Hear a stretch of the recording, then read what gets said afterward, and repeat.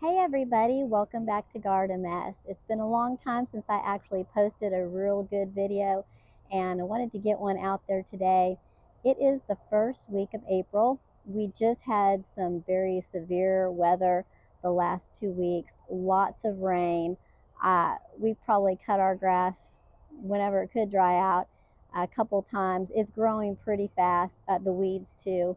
In fact, there's more weeds in my grass this year than last year, and that's because I'm not treating my grass, just because I am taking over a lot of that space for vegetables and herbs and things that I do plan to consume. And I don't want that, weed and feed in my soil. So I'm working on more of a natural process and trying to keep those things out of the garden.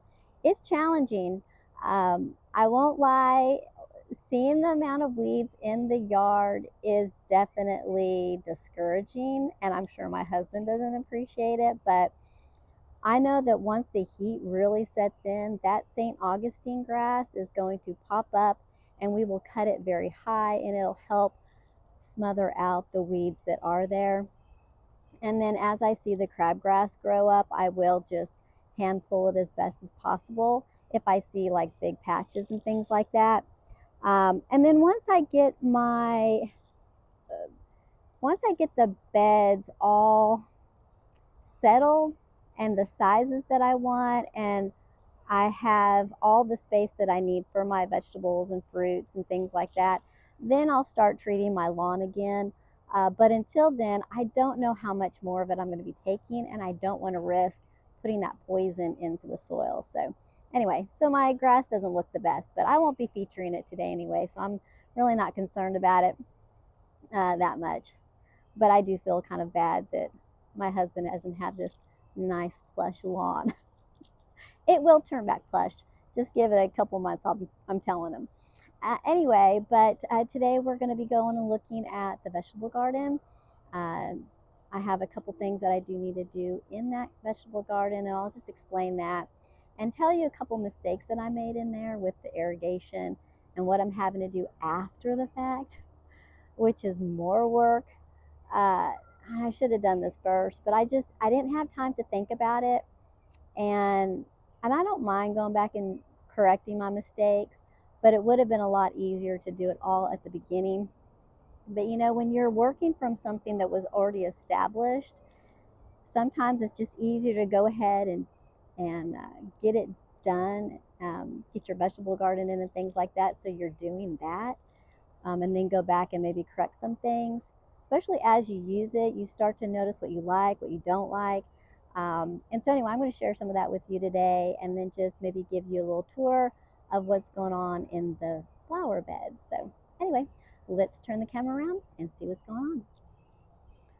Already this morning, it's just so pretty. We've had so much storms, like I mentioned, and everything is really just looking spectacular. The color is just starting to really pop, and it's coming back to life. And just a month ago I was fretting about how dead everything looked, and I always forget, just give it a little bit of warmth and everything comes alive in this yard. Anyway, right outside of my backyard is my vegetable garden, and it is close enough walking distance that we don't mind walking out here to tend to it or to pick things. um, but they always say you want to have your vegetable garden close to your home so that you're more likely to go outside and take care of it, and also to see what's going on in it. But if you have it too far away, it's a little bit more challenging, um, especially for someone who's undisciplined like me. Okay, so talking about things that I'm doing now and the mistakes that I've made. So I love the arches, using the cattle panels. I think that next time, or whenever I reconfigure, one day I will reconfigure this vegetable garden, and when I do, I won't necessarily put uh, such wide ones in the beds themselves. lengthwise. I probably would, instead of going along the 8 foot length and going across, I would probably put them on the back side of the 4 foot and no further than 4 feet, and then make just single 4 foot arches. But planting up alongside of this cattle panel, planting up along right here is challenging. From here, I can reach in a couple feet, and from over there, I can reach in a couple feet. But going into the center, I can't reach. I can go through the cattle panel, but I mean, no, I mean, I don't enjoy it. I can't see other people enjoying that. I mean, it can be done, but you don't want to step in your vegetable beds, and so you want to be able to reach them. So that's one thing that I would change, and you can call it a mistake, but I didn't know because I've never had a vegetable garden before.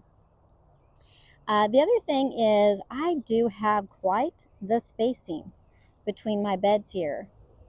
And hold on, there's a school bus going by. So I have a lot of space here. I, I thought it was only 4 feet, but it looks a lot bigger than 4 feet. But the reason why I think we did it was because of the height of the trellis. I think that we could, if we brought it in closer, the trellis would be more narrow. So we did it for that reason. But I think in the future, I would probably cut the panel down in length so I could bring the bed in another, I would say I'd bring it in about 1.5 feet. But on the other side of it, we are in a very hot, humid area, a lot of rainfall, so we get a lot of disease. And this spacing probably does allow for good airflow. So it's probably not a mistake on our part. It probably does benefit, and it may be something that I don't change. I do lose some space in here, but I think what I could probably do is just stack up some winter growing containers that don't need a lot of, that once the summer vegetables grow up the trellis, they'll get shaded out and it won't be a big deal. But I can utilize the space in the winter time for vegetables. The other little mistake I made, let me turn it around, is I put this rosemary in here when it was little. I'm going to be digging that up and relocating it outside of the vegetable bed because, well, it just takes up too much space, and I need more space for my vegetables. The other thing is I have salvia in here as well. I'll also be digging that up and removing it. This rue, I'm not quite sure how big it actually gets, but if it gets any bigger, it's also going to have to go. Cute little flowers, though. They look like little, stars that have their little, like, see how between the petals, there's like these little, looks like almost those are the anthers for the pollen. Um, but anyway, that might have to go as well, relocated. I won't kill it. I hope not. And then I have garlic that's going and making seed heads. And then I haven't even gotten my red cabbage out of here yet, but I do need to harvest that. But that's not a mistake. That's just laziness on my part. But the mistake is perennial plants in a vegetable garden. No, they need to be outside of it. And then the other thing, like I mentioned in the first part of this, is that I did have to convert an existing sprinkler system for a lawn with these risers to get them up high enough in the beds and to be able to water.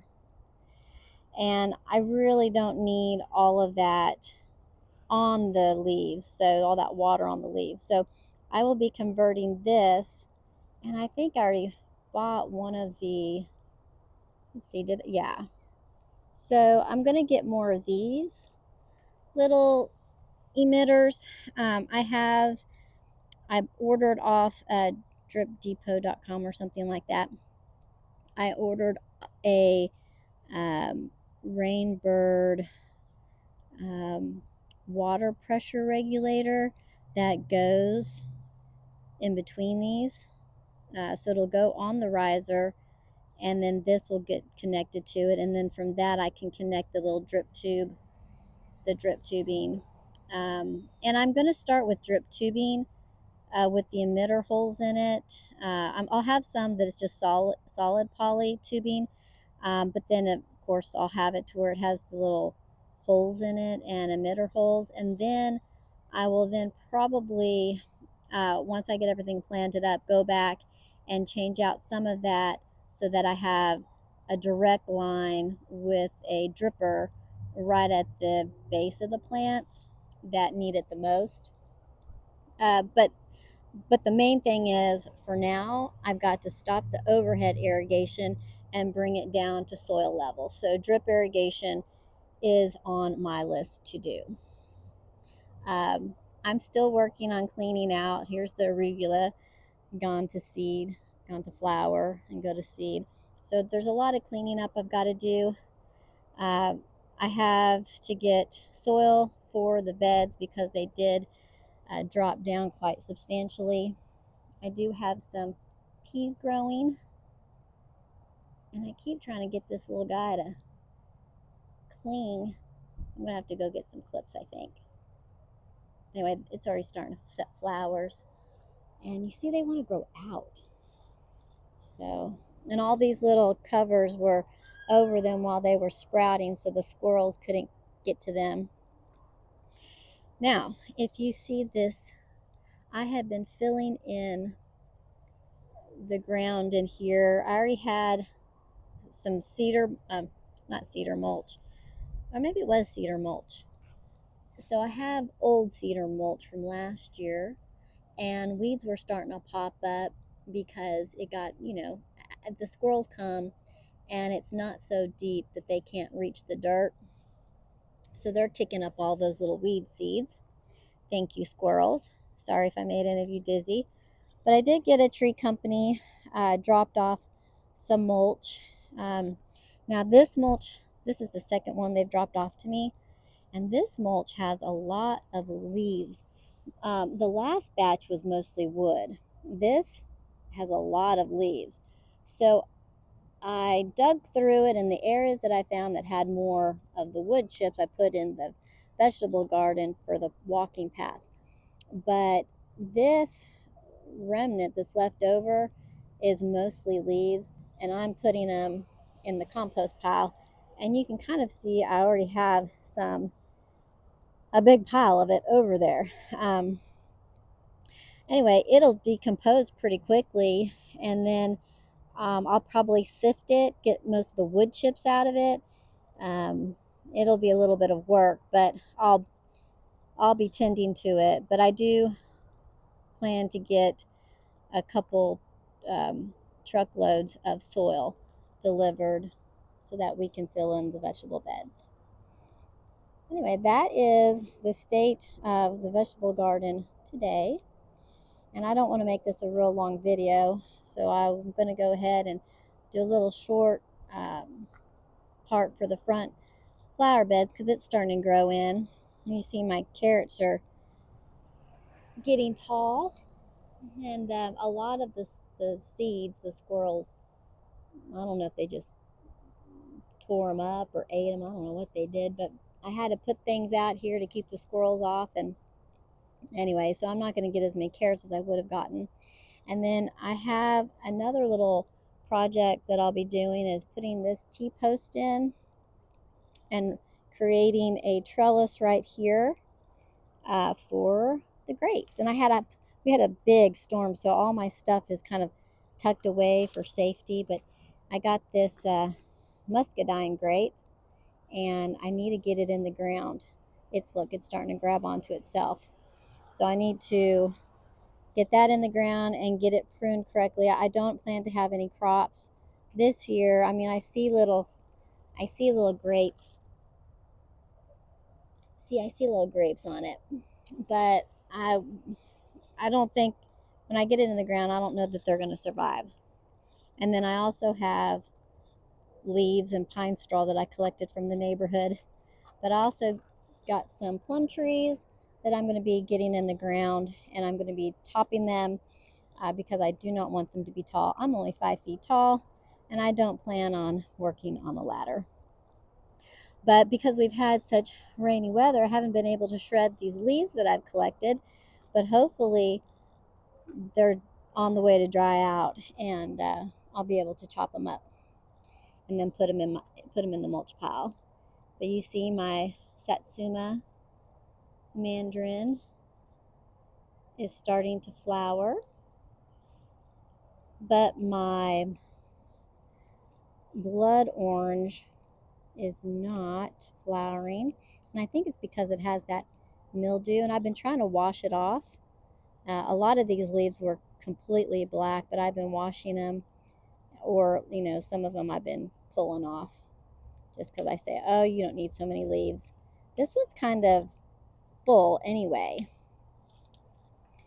but yeah, that's probably why it didn't set its buds like the mandarin did.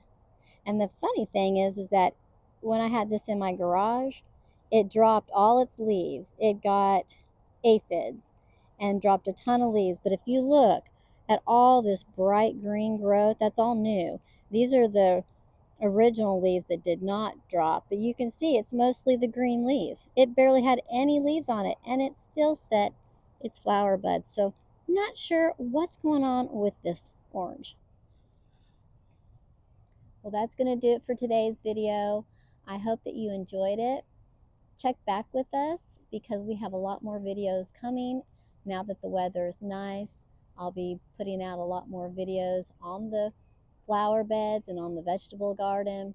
And then, of course, at the end of May, the garden will be on the annual garden tour that Shreveport, well, actually the Master Gardener Association for Northwest Louisiana puts on each year. So this garden will be on that tour. If you're in the area, stop by, take a look, and enjoy. And so until next time, y'all have a blessed day and enjoy gardening. I'll see you again. Bye-bye.